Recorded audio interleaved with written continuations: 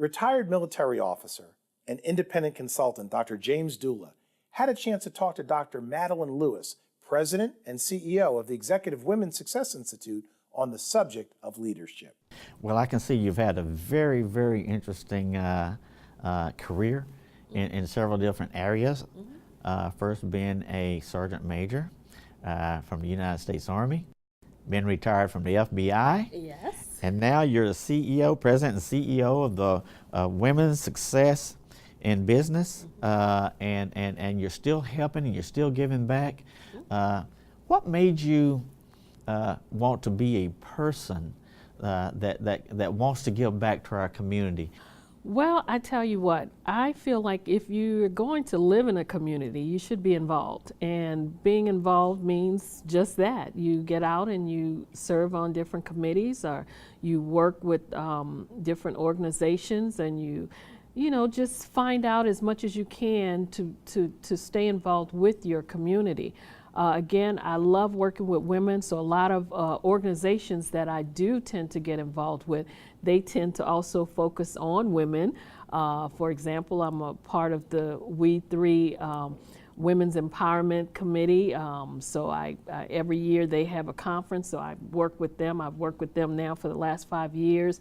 I'm also a part of the Federally Employed Women's Organization, so you know, I tend to get involved with a lot of women's organizations. And again, because to me, women are the ones that I feel the most passionate with in helping. What did you do in the Army to be exact? Well, when I started out as an E3, and I was an admin. And from there, I just progressed until I reached the rank of Sergeant Major. But I had several different positions within the military. I was in transportation unit. That was very interesting, you know, driving those big old deuce-and-a-half trucks. Yeah. So that was really interesting there when not only did you get to drive them, but you also had to know how to service those vehicles too, to make sure that whenever you turn the key over, they would work. I was also civil affairs, which that's one of the places that I spent a lot of time, civil affairs unit. As a matter of fact, we were attached, our civil affairs unit was attached to the 82nd Airborne.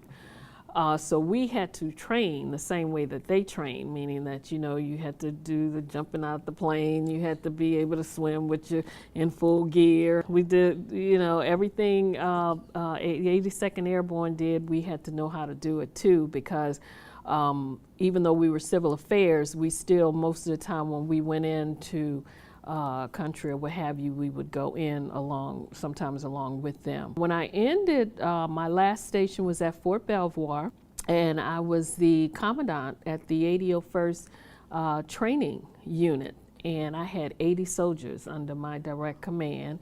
They were all, these soldiers were instructors actually, and what they did, they taught the Army's basic and advanced leadership courses.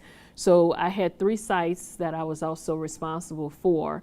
One was in Delaware, the other one was in Pennsylvania, and then the other was in West Virginia. Since you left the military, you started your own business. Yes, I did. I have the Executive Women's Success Institute.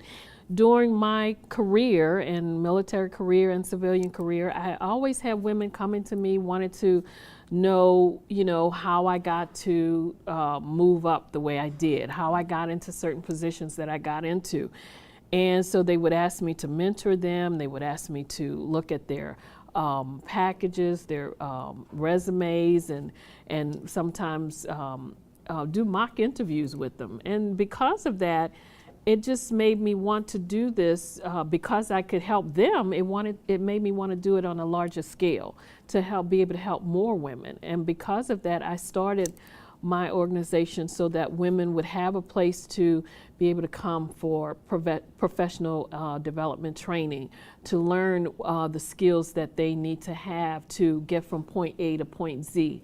I have a program I call the 8 Habits of Highly Successful Women that I put women through to show them or teach them some of the skills they may need if they want to be executives or if they want to be CEOs of their own businesses. I often like to look at the skills that are required in the military, and then look at the civilian life, Yes. and compare the same skills. What military skills helped you in the civilian world to develop the ideas and the programs that you have developed? I would say for me, it was the leadership skills. When I, in the military, once, as I said, I came in as a E3, and progressing up, you know, as you go up the rank, when you get to an E5, you have maybe one or two soldiers that's below you that you're supposed to be able to show things to, show the ropes to. But if you don't know, how can you show someone else? And that's the thing. To me, it was the leadership skills and being able to always stay up in my particular field, in my industry. And I think I'm one of those people that read a lot, that also take a lot of advice. You know, I don't mind people giving me advice. I don't mind asking for help. And I think those are the skills that you need if you're going to progress up the ladder as a leader. I mean, because once you get there, you can't think you know everything, because you don't. There's still things that you need to learn. And so for me, the military, again, was great for the discipline. And I'm not talking about, you know, don't touch this or don't touch that. I'm talking about the discipline of your mind, the discipline of your character, the discipline of knowing that you're doing the right thing, and that's the thing that you do.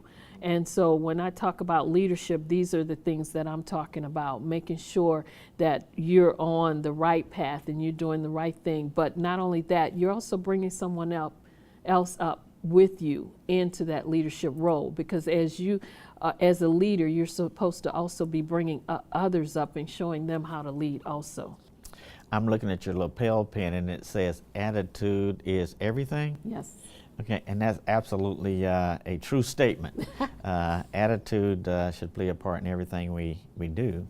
And you're right, we learned that type of mentality from our military upbringing, and we carry it forward into our civilian life. I'm sure that there's many lessons others can learn from you in reading your works, and we look forward to staying in touch with you. Thank you.